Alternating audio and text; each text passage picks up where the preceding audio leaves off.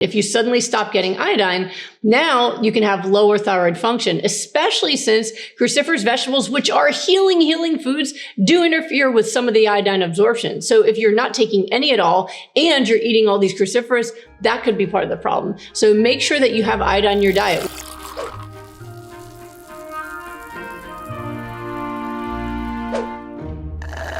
My hair loss has been worse. Can keep going, improve hair loss and anemia. Okay, so hair loss is a very complicated issue, and you may have seen me give different answers to this in the past and do videos on this in the past.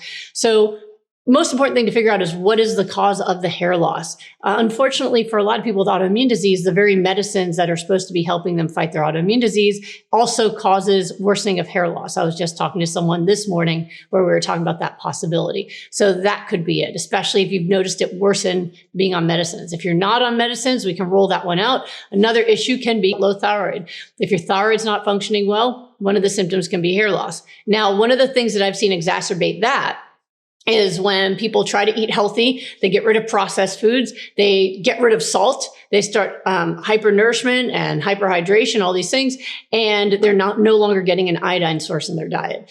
Even if you were using Himalayan salt at home, if you were eating any processed foods, any restaurant foods, you were still getting iodized salt in your diet and you were getting iodine. If you suddenly stop getting iodine, now you can have lower thyroid function, especially since cruciferous vegetables, which are healing foods, do interfere with some of the iodine absorption. So if you're not taking any at all and you're eating all these cruciferous, that could be part of the problem. So make sure that you have iodine in your diet. We have found people who take their regular 150 micrograms a day of iodine, if you have normal thyroid, don't have this problem at all. But people who don't, it can be an issue. So I would look into those things. Is it a medicine side effect?